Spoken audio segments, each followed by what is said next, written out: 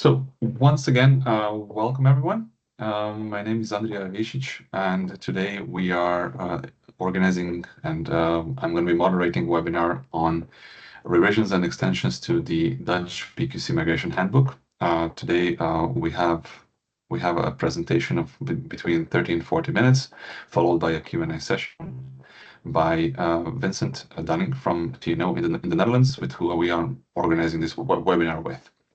I'm working in the ETIS central office in Brussels, and I'm going to be giving a short introduction of ETIS as an association, and then we're going to be going straight into the presentation. I think you can all see my slides, which, by the way, will be shared after this session, as well as this webinar will be recorded and the recording shared, a link shared on YouTube. It has a YouTube channel with a lot of useful webinars which we recorded over the years. But before giving the floor to the presenters, which will also introduce themselves, it's my pleasure also to introduce ETIS, so a non-profit association based in Brussels, an association of telecom industry professionals. My role in ETIS is the moderator of the security-related working groups, of which there are several in ETIS, in addition to business continuity. And today's webinar falls into the work of the Information Security Working Group. As many other groups in ETIS, the Information Security Working Group is a community of telecom security professionals in Europe, where they engage in with each other in a trusted environment, where they learn from each other, where they have direct discussions. They exchange use cases, best practices, security updates on a weekly or even monthly basis, depending on when the meetings take place. And ETIS also gives access to exclusive benchmarks and surveys that are done also within that group. ETIS is also European Telecommunications ISAC.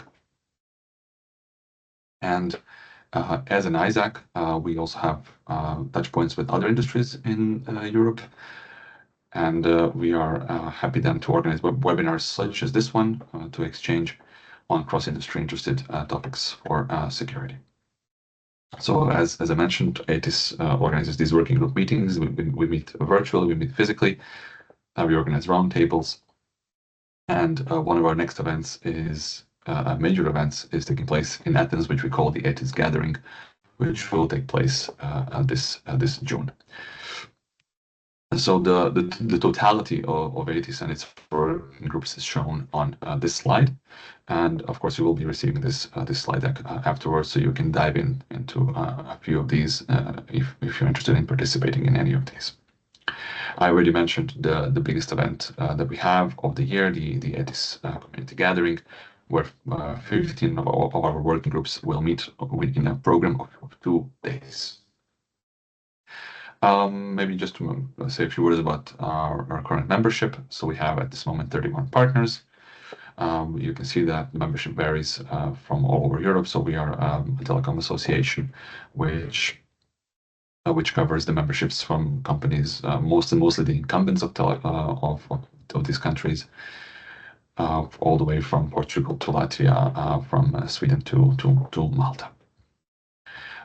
We have also members. We have suppliers as members, global ones, but with their European arms participating in our working groups, and certain collaborators, which we work with throughout the years. But that's, I think, the totality about ETIS. More is, of course, visible on our website and on the ETIS YouTube channel, to which you will receive also the link after this webinar. And after this short intro, I would now like to give the word to Vincent Dunning from TNO. All right, thank you very much for the introduction. I'll share my slides now as well. I think you should be able to see them now, right? They're visible in full screen. Oh, okay, great. Thank you very much for the invitation today to ETIS to present our work that we did on a PQC Migration Handbook in the Netherlands, of which we released the first version in 2023. And very recently, in December 2024, we did a major revision and extension of this work. But before I will talk about the updates and the insights that we have incorporated in our new handbook, maybe a bit of the work that you guys actually are doing. I received this sneak peek of the ETIS security radar, where also the topic of the quantum threat or post-quantum cryptography as a solution is highlighted. And so what you see here, the whole reason why we also developed this handbook is that many of the cryptographic mechanisms that we use today are vulnerable to quantum computers. And there is a growing sense of urgency to do something about this, especially because of these harvest now, decrypt later attacks, which very shortly is the concept where an attacker can already intercept encrypted data today and then decrypt it in, well, 20 or maybe 10, or if you're optimistic, 5 years, when they have a quantum computer available. So data that is being sent over a network today, but is still needs to be confidential in a couple of years, is at risk being decrypted too early. And what we also see in recent years, and that's also nicely highlighted in your security radar, is that the solutions or this topic in general is getting more and more actionable. And that's also where we hope to contribute with our handbook to make it more actionable, that organizations can actually do something about this threat. So a bit more of the need for a migration to post-quantum cryptography, or PQC. So quantum computers are developing very rapidly. I think recently, maybe last week or 2 weeks ago, I saw another news article about a new quantum computer from Microsoft, which is apparently a breakthrough again. I'm not a quantum scientist, so I cannot judge that properly myself, but other people seem enthusiastic about it.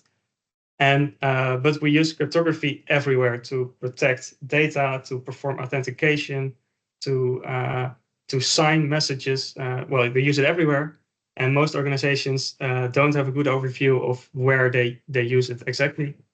But we do need to protect it against these quantum computers. So PQC is, in that sense, essential. And for many organizations, the urgency to do something about this is really increasing for the reasons I mentioned before. And that's also highlighted, I think, by one of your authorities, let's call it the GSMA, who also have a working group on this topic and seem to release guidelines regularly. So I found this nice one for a lot of telecom use cases that they published last year as well. However, even though this urgency seems to be increasing, we see more and more awareness around this topic throughout, at least in the Netherlands, but also Europe and globally. But it's still low on the priority list for many organizations for, well, understandable reasons. So there's, first of all, a lot of uncertainty around this topic. So, well, it's uncertain when a quantum computer will arrive. Some people who are more skeptic even say there will never be a quantum computer that's able to break cryptography. So you don't know the timelines, while on the other hand, there are more acute threats that require attention already today. And also there's a lot of uncertainty regarding what regulations will appear, which algorithms do we need to select. And the migration is very complex, which can be daunting. It's unclear what steps you need to take, how to remain interoperable with other parties, etc. So with those concerns in mind, we set out to write a handbook that gives tailored and, well, as concrete as possible advice to help break this barrier. We released the first version 2 years ago in 2023.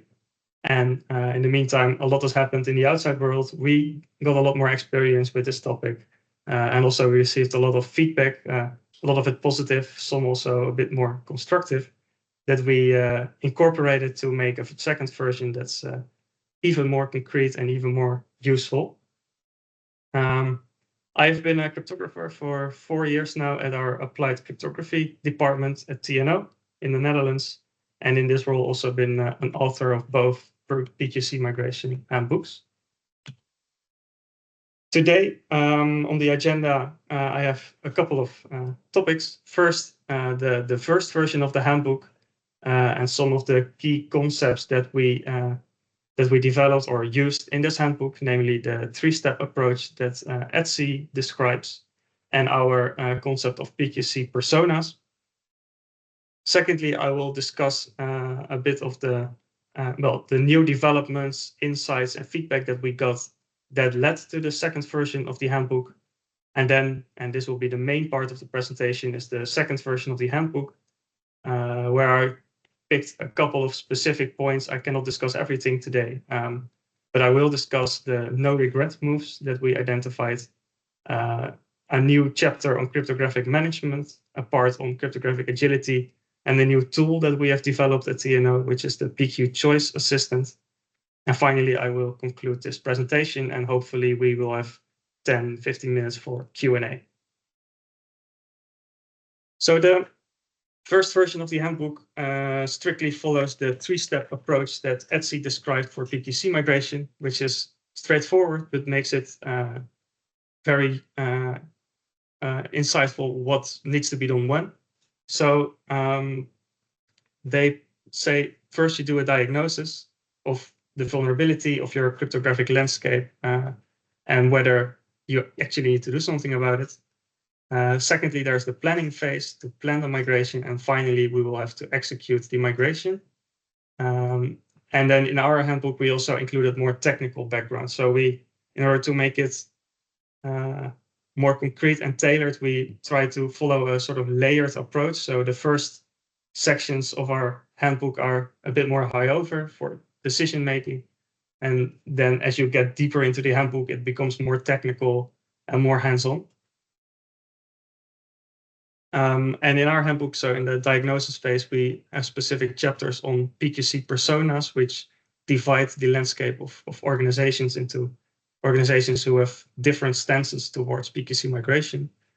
We have a section on quantum vulnerability diagnosis.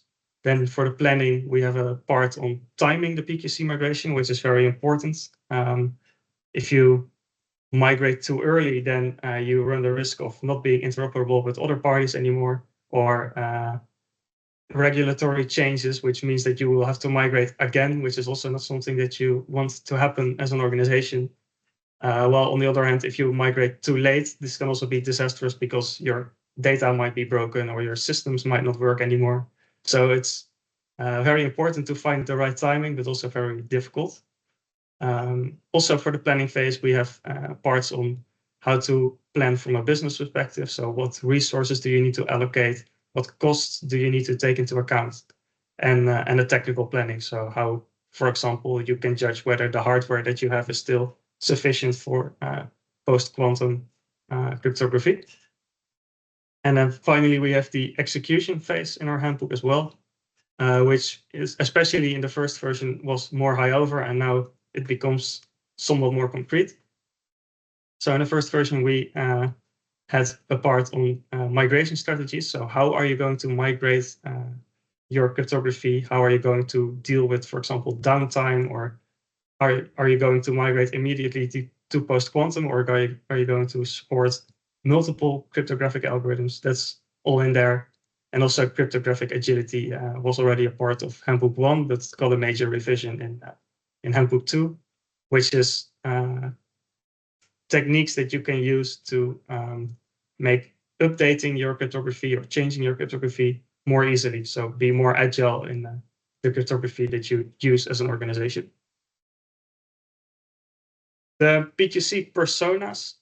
So when we were working on the first handbook, we found that it's very difficult to present one general advice that every organization can use, can read and use to perform their PQC migration. So we found we need to make a sort of distinction between different organizations who have different roles or stances in the PQC migration. And this led to 3 main personas, which you can see here on the right. So we have the urgent adopters, which are really the organizations that have to start working on the PQC migration today. Then we have the regular adopters who can already do some steps, but can also afford to sit back and wait a little bit longer before organizations for example, do the migration for them. And the third category that we identified are the cryptography experts, for which we do not have a lot of concrete advice or actions that they need to take themselves, because they probably know better how to manage cryptography than we do at TNO. But we do highlight their role in the whole migration, and for example, the responsibilities that they have towards the urgent adopters in this PQC migration, because the cryptography experts are, for example, the organizations that supply the standards for the other ones, or that supply cryptographic products or software libraries or whatever, that the other organizations actually need to perform their own migrations. So they are a very important category of organizations in this migration. Then the urgent adopters, we further split into different personas based on their reasons why we think they should be an urgent adopter, because their migration will also look different. So on the left, we see two types of urgent adopters who are urgent because of the type of data that they handle. So either personal data, which is, of course, always sensitive, which you do not want to leak. And also confidential data handlers. So for example, if you are communicating state secrets or business secrets, then you also don't want this to be leaked, but maybe in 20 years, it's not relevant anymore. So there's a slightly different timeline there, but a similar line of reasoning as the personal data handlers. Then on the right, we have two other categories of urgent adopters, namely urgent adopters who supply critical infrastructure, which I think is also you guys, the telecom sector. Those are the systems that you really do not want to, shut down. So there's a really, there should be a sense of urgency, because you really cannot afford to, have vulnerabilities in your cryptography. And then in the bottom right, we see the long-lived infrastructure providers, which is probably also you guys, the telecom sector, who are urgent adopters because the systems that they produce or that they release are, for example, sent to space, if you're talking about satellites, or in some way or another are difficult to update in hindsight. So you cannot easily replace the hardware, for example, in a car or in a satellite, while these systems are typically used for 20 or more years. So for those organizations, it's also important to already take this post-quantum cryptography migration into account, that they are ensured that it's also supported in 10 years or 20 years. So that's the key concepts I think that I wanted to highlight from the first handbook, and then towards the second handbook that was released last year. So in the meantime, a lot of developments happened internationally, which I think the most prominent one is the release of the first PQC standards by NIST, the US standardization organization. And subsequently, we saw that more and more software libraries started to implement post-quantum cryptography. We saw the first hardware chips that support PQC. And also a lot of bigger organizations have already migrated parts of their infrastructure to PQC, and have very nice papers, blog posts about the lessons that they learned when performing their migrations, which are very useful also for other organizations who are less far in the migration trajectory. As I mentioned before, we also received a lot of feedback and new insights, for example, based on projects that we did ourselves, for example, on asset discovery and risk assessment of quantum. And we received, I think, in the end, input from over 20 organizations, which are public organizations in the Netherlands, but also, for example, your friends from KPN supplied a lot of useful insights to us, and also bigger parties like Cloudflare all contributed to the new handbook, which in the end led to almost a double amount of pages, went from 62 to 117, but still this layered approach. So a lot of people will probably not read the entire thing, but hopefully for everyone, there's something useful in there. Looking back into the three-step approach by Etsy and how we fill this in the first handbook, we see that we we're basically able to add to all of the phases. So in the diagnosis phase, we added this concept of no regret moves, which are steps that every organization can and should already take, regardless of whether a quantum computer will even arrive or when it will arrive, because they are useful steps for every organization to, for example, properly manage their cryptography. So we think this is useful and can already be done without any uncertainty about the quantum computer. Then we split up the quantum vulnerability part into more specific sections about cryptographic asset management and quantum risk assessments. And all three of these I will also discuss later on in this presentation. So then it will be more clear what is exactly in there in the handbook. Then the timing part got a major revision, mainly because the first milestone in PQC migration, namely standards, has already been completed. So there's less uncertainty about when organizations can start migrating, because we do have the standards now, and there are libraries that you can use to implement PQC. Furthermore, we now have a PQC maturity assessment for organizations to judge where they are in their maturity towards being able to perform a PQC migration. As I mentioned before, the cryptographic agility section got a major revision, mainly from the feedback or the insights that we got that the previous handbook only talked about the technical aspects of agility or cryptographic agility and technical measures that you can implement in your applications to be more agile, while in practice, the updating cryptography is also very much an organizational challenge, and therefore we looked much more into how cryptographic policies and processes in organizations play a role in being sufficiently crypto agile.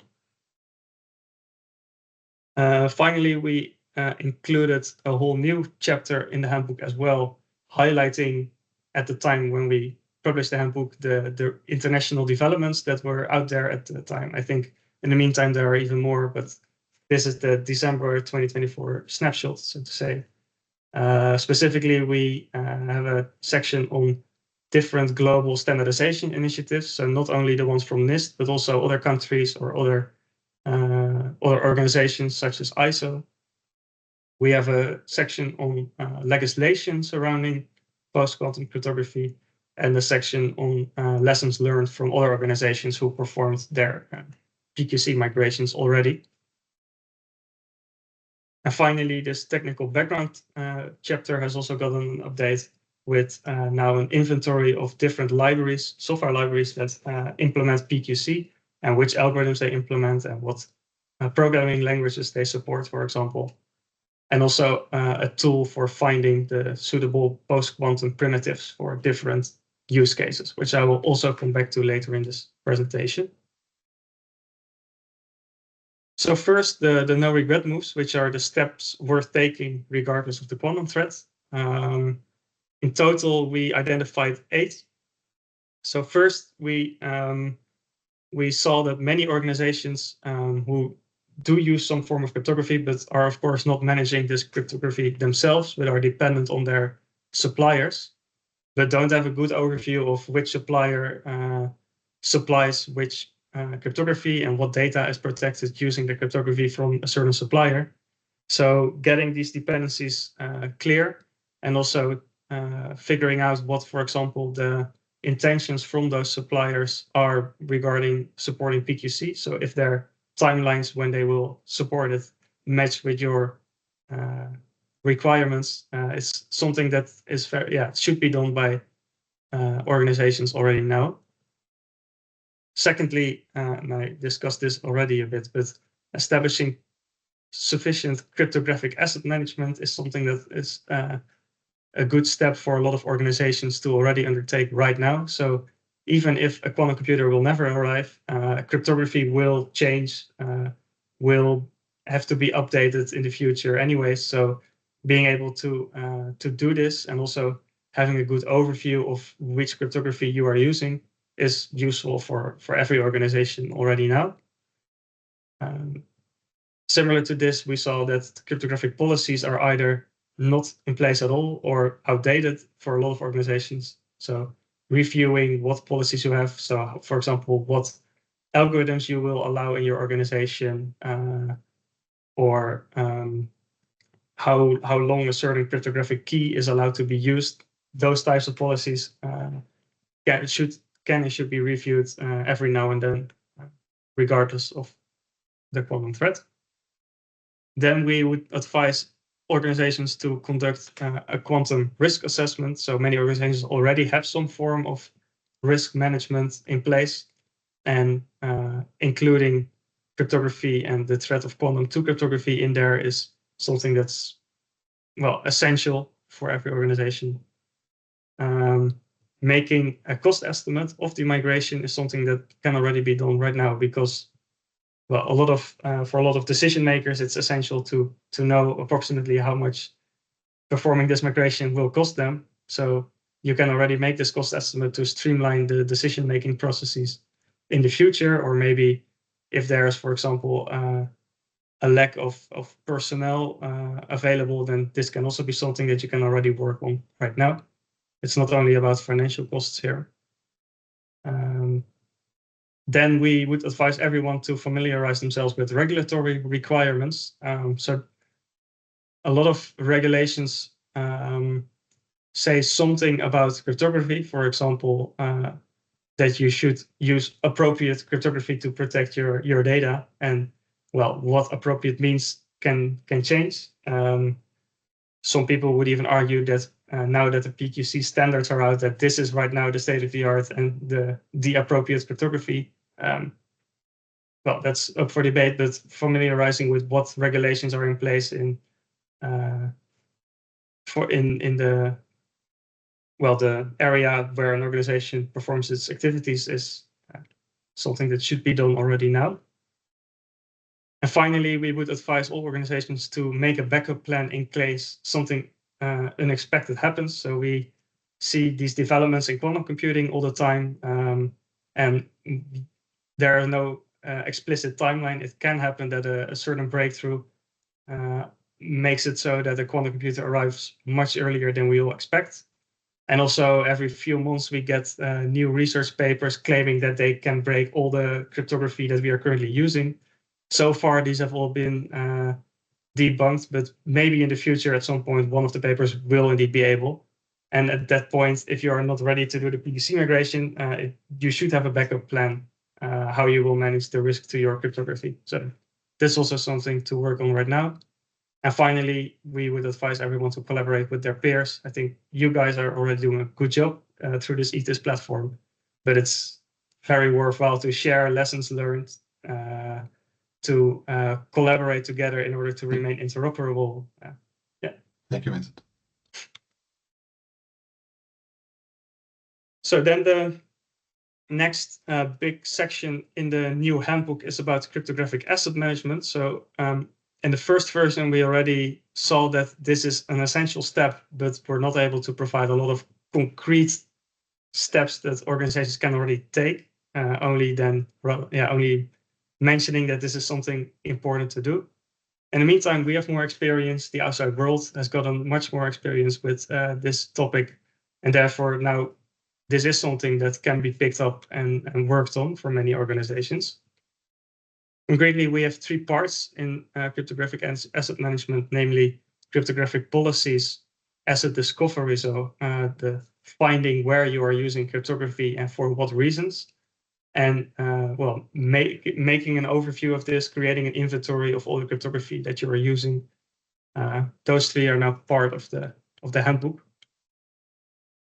First, the cryptographic policies. For example, it contains advice on how you can include the life cycles of cryptographic keys, so describing how an organization should generate keys, how you distribute them, when they are no longer valid. That should all be part of cryptographic policy, and we have some more parts in the handbook as well. For example, specifying which protocols are permitted. This is also something that we saw with many organizations, that if you are ready to perform a migration to, for example, PQC or just in general another improved algorithm, then the policy is the bottleneck if it's not updated, because the policy does not allow you to use another protocol or a larger key set or something like that. So this is something that should be reviewed every now and then. And finally, the policies can also serve as a way to describe a roadmap. So for example, describing when a certain algorithm or certain key length is no longer allowed to be used within the organization. Then for asset discovery, we describe multiple methodologies and strategies that can be used. So for example, different tools that can be used, but also different phases in, for example, software development or systems that are already in place, where you can find information that you can use to discover where you use cryptography. So we describe how data gathering can take place and also how you can or what you can analyze about this data. The difficult part with asset discovery still is that tools are not able to find everything, so you will still need humans in the loop as well. And also you never really know if you have missed anything. So we do have like a common list of locations where you can find cryptography, but it's still difficult to figure out if you got everything in your organization. And finally, for cryptographic inventories, there's a lot of research being done also on the concept of cryptographic bill of materials, which are inspired by the much more used software bill of materials. And also here now the first real concrete things can be done. There's a CBOM standard that was developed by IBM and is now part of a larger SBOM or software bill of material framework that we also describe in our handbook now, that we think is very useful to have a standard for, in order to, for example, combine CBOMs from different organizations in case, for example, they need to communicate together. It's nice to have a standardized way of describing cryptography that is being used. The second part, also still in the planning phase of the three-step approach, is about the quantum risk assessment, for which we also describe now a methodology that's largely based on other methodologies, but then with a specific twist for the quantum threat. So, for example, we describe how to judge which attackers are realistically going to target your organization, how you can judge the weakness of your of the cryptography that you're using. And maybe good to mention here is that we do it on an application level. So for individual algorithms, it's more or less known which algorithms are safe against quantum and which ones are not, or which key sizes you need. But on an application level where you can find combinations of cryptography, it's much more difficult to assess how safe you really are. Then we look into the potential impact of a quantum or if your cryptography is being broken. And finally, we take into account the expected effort for migrating the application to post-quantum cryptography.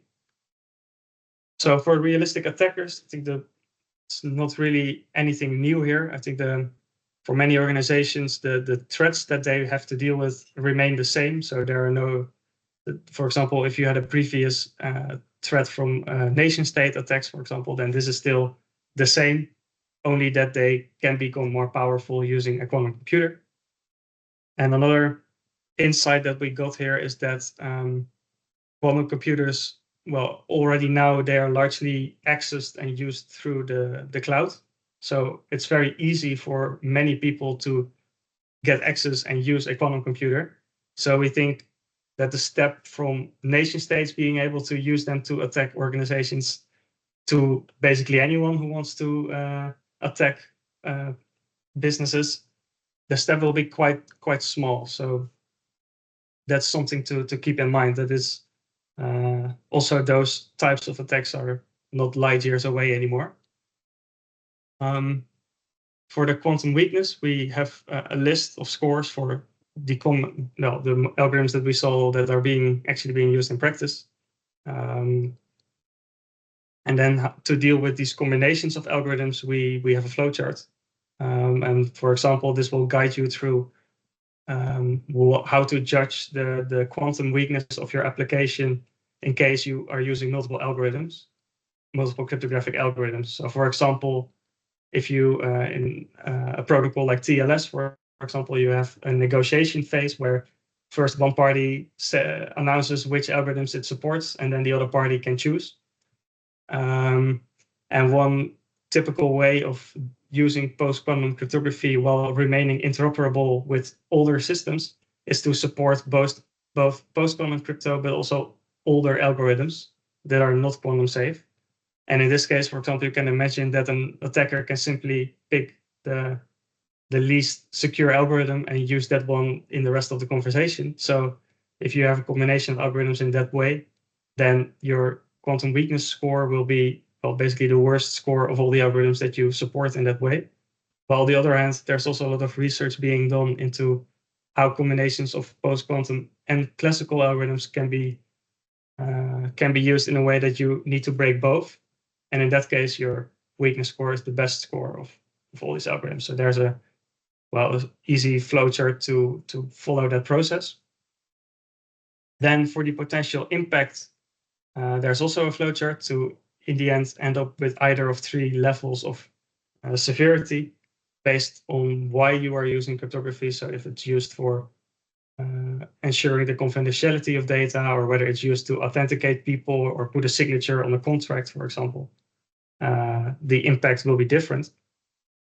And also taking into account the attack vectors of an application. So whether it's even realistic that an attacker can intercept sensitive messages or not, this all influences how much impact quantum will have on the application. And finally, for the expected effort, this is a bit more difficult to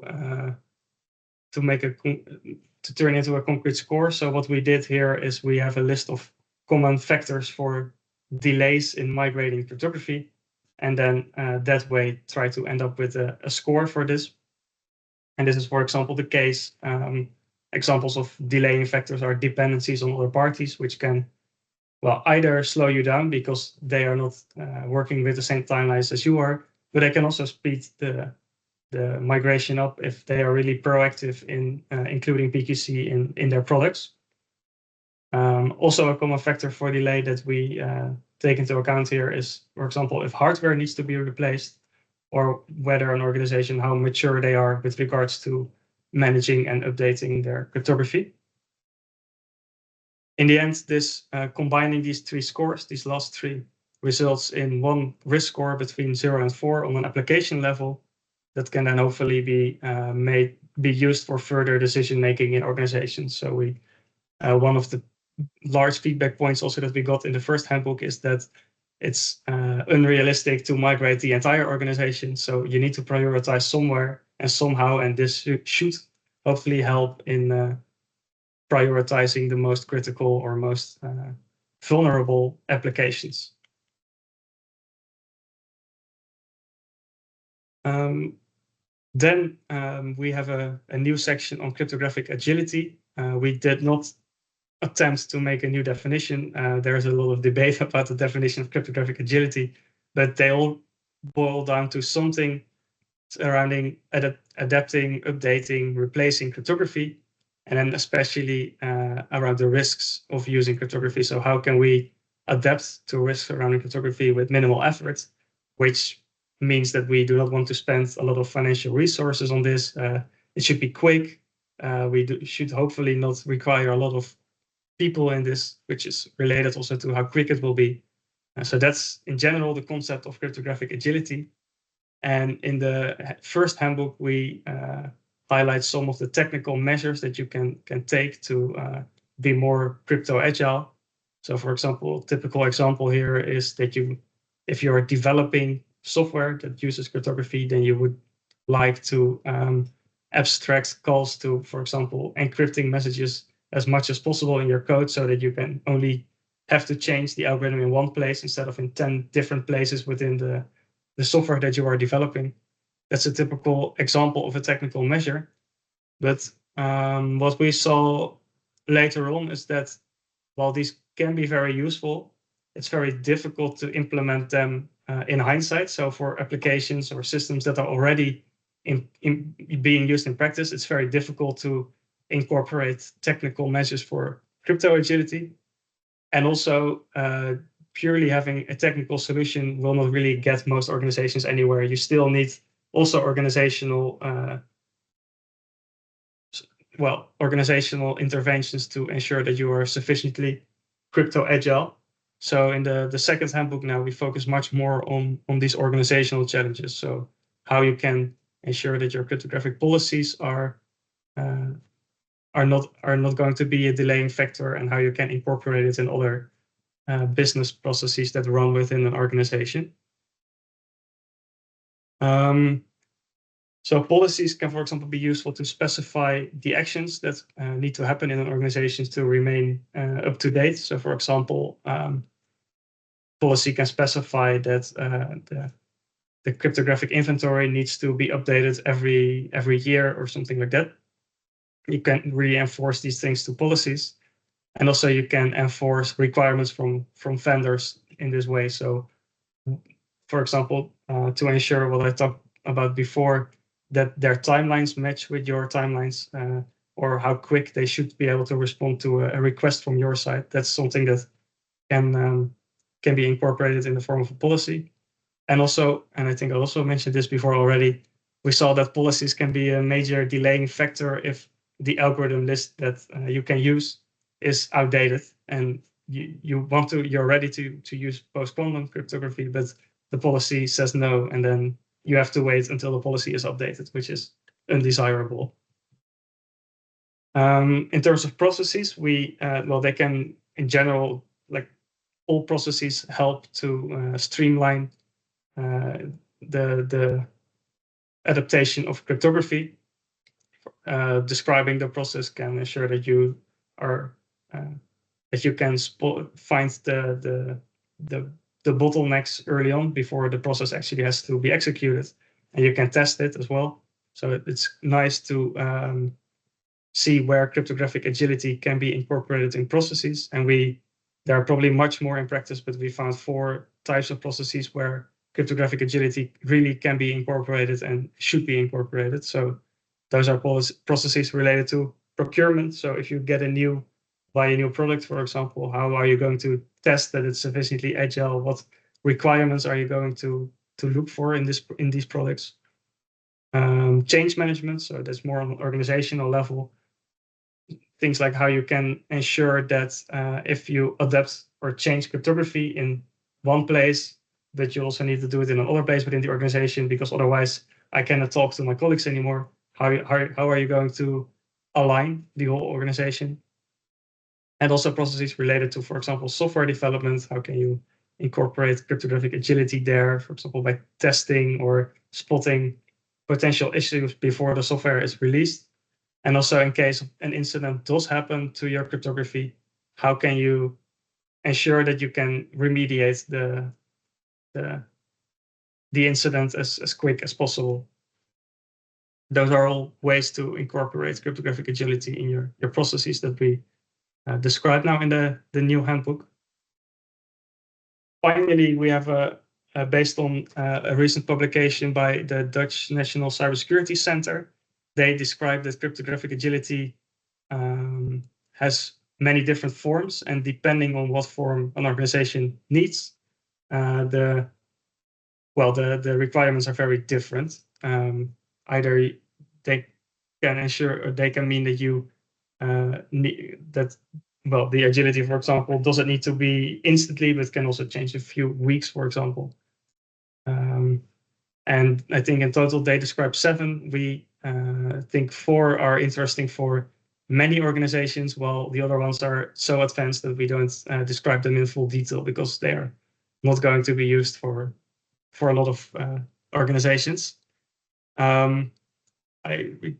Looking at the time, I'm not going into each of them, but they do help organizations to choose a suitable agility strategy. So you can imagine that if you require cryptographic agility because you want to be able to quickly adapt to an incident that happens, then, well, speed is very important. Then you might be a matter of hours maximum that you want to be able to change your crypto.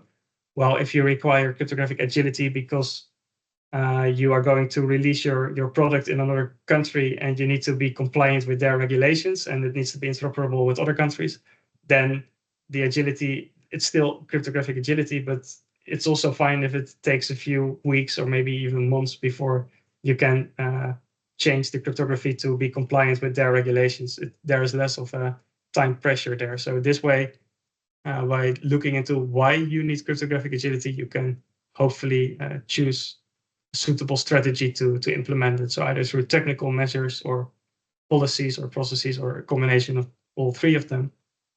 And also, we still advise for new products or new applications to take cryptographic agility and especially the technical measures into account already in the design phase of the product. Then the last update that I will discuss today is the PQ Choice Assistant that we incorporated in the new handbook. So we already had these figures on the right in the old handbook where we sort of on a high level describe which algorithms are good in what categories. So on the top two, you see two algorithms that are not quantum safe, unfortunately, but they are very good in most of the categories. So they are standardized.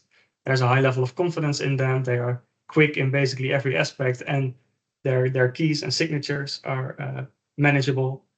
And unfortunately, for post-quantum cryptography, there's no one-size-fits-all solution. As you can see in the ones that are quantum safe, they all have different pros and cons. So it's very difficult to judge which algorithm is suitable for which use case. And we also expect in practice that different algorithms will be used for different use cases. But how are you going to select the right one? For that, we developed a tool, the PQ Choice Assistant, which is supposed to be very easy to understand. Hopefully, you don't need much knowledge about cryptography in order to use it. And it's also quite small. So it contains around 10 questions that you can answer. For people from the Netherlands, we always, if we have elections here, we have a voting guide that you can fill in, and then you can see which political party best matches your preference. It sort of mimics that concept with questions about, for example, if you require standardized algorithms, how much confidence you need for the algorithms that you use. Performance requirements, so do you need it to be very quick or do you need it to be very small, etc. And then for organizations who do need more fine-grained questions or do have a lot of knowledge about their cryptography, there's also an expert mode available with more difficult questions. So it's not for everyone, but if you really know what you're doing, then you can go into the expert mode as well. I'm not going to do a demo today, unfortunately, but I do have a link to the tool for yourself to try on the last slide. But I filled it in to give you a sort of sense of what it looks like with what I understood from a telecom use case. So I went for a focus on very small signatures because you need to send a lot of signatures, and the bandwidth is key here. I also imagined that you guys require standardized algorithms because you need to be able to communicate with each other and it needs to be secure. And I could imagine that you require fast algorithms. You do not want to incur any delays in your use cases. And then on the right, I have a screenshot of one of the pages of the assistant. So here you see, for example, the performance versus security debate. So how confident do you need to be in the security of the algorithm, and can you, can you trade off your confidence a little bit for performance? In this case, I said no. I think you really need to be confident that everything that you guys are using is secure. But for other use cases, this is not the case. And then in the end, what you get if you fill in the questions, you get a page that looks something like this, where you get the different algorithms and how applicable they are to your use case. So in this case, apparently Falcon turned out to be the best algorithm, while also MLDSA seems to be quite good. And XMSS it's also a signature algorithm, which was apparently not very applicable to, well, the way that I answered the questions for a telecom use case. So to conclude this presentation, well, we saw that many developments and insights have been gathered in the last couple of years, which made the PQC Migration Handbook even more concrete and hopefully therefore even more useful for organizations in the Netherlands and Europe who want to perform the PQC migration but don't know yet what to do. We also saw that much can already be done, even without regarding quantum threats. A lot of things are very useful for many organizations to already do, such as improving the maturity of their cryptography management. One of the key insights that we got was that cryptographic agility is about much more than just technology. There's well, other things need to be done there that are potentially even more impactful than just implementing some technical measures to improve the agility. And finally, today we saw the PQ Choice Assistant, which is a tool that can help you select suitable cryptographic algorithms for your use cases. And on the right here, I have some links to the handbook and the assistant, and also to the GSMA report that I mentioned all the way in the beginning of the presentation. I think it might be useful for those who don't know it yet. And that was it from my side. If there are any questions or discussion points, I'm happy to answer. Great, fantastic, Vincent. Thank you very much. Really great work. Really good work, especially with the presentation, with the work done by you and your colleagues on this extension, on this revision. Thank you also for summarizing in the end, for sharing these links, which I'm sure the audience will look into. I'm myself mesmerized as the more I dig deeper and deeper into this field. I see how wide it is getting year by year, and how important this migration is, especially for the telecom industry, as you also highlighted.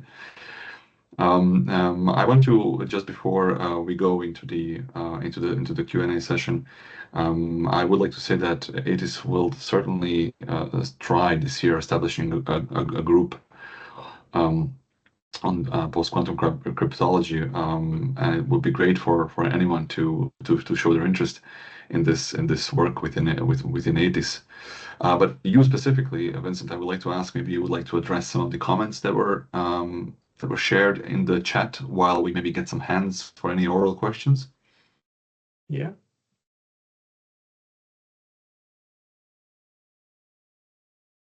See some background information that was posted by John, which I'm definitely going to read after we conclude this presentation.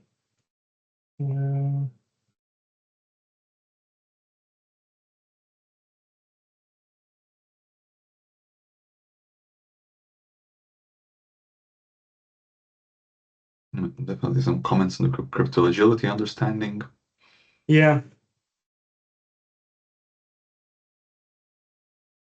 And then there's the last comment is with the question from Leo. Yeah, so the steps that you need to take if you want to ensure confidentiality of data at rest. Yeah, so well, looking at it very simplistically, it's indeed resigning or recruiting your data, but there's probably you will need to figure out how you do it in order to minimize downtime, for example. Depending on how you use your data at rest, it might either be completely fine, for example, to isolate the data completely from the internet, create like this like an air gap, and then performing the re-encryption, or if it's connected to the internet, then this is not something that's feasible probably. There's also the option of using hybrid. So especially if it's connected to the internet, I can imagine that you do not want to put all your trust into one PQC algorithm already now. So you can, for example, do combine the current algorithm with the new one, and then if the new one turns out to be not safe in the future, then you at least still have the security from the old one. And then maybe from there see what in the future what the permanent solution is going to be.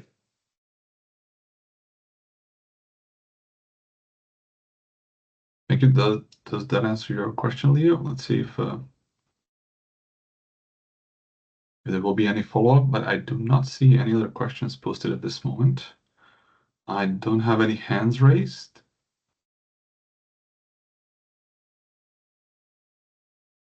Any question from you, Vincent, for the telecom operators on the in the call, or other industries that might be listening as well? Maybe a request that as I try to explain, we really try to incorporate feedback and insights that the industry has. So it's not all our own ideas that we present in the handbook. So if you are reading through the handbook or agree or disagree with something, then or have a suggestion or request, then please contact us, and we might do a third revision in the future if we deem that useful. Yeah, very good point. Very good point in this evolving field. Yeah. Combining algorithms and following agility might be difficult? ?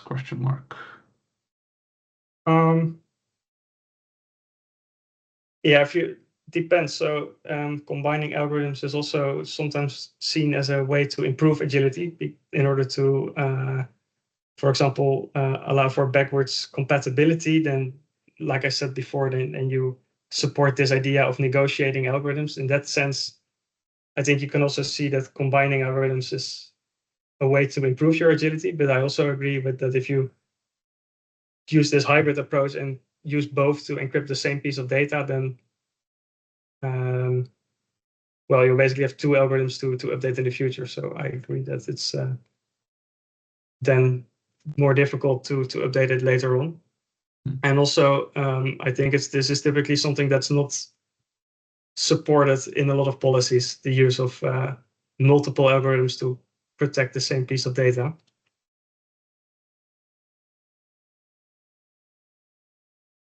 Thank you. Thank you, Vincent. I'm afraid we are slowly running out of time, but I think it was very, very efficient to have your presentation and a few questions and comments here today. I see that you've stopped sharing, and I will also be stopping the recording.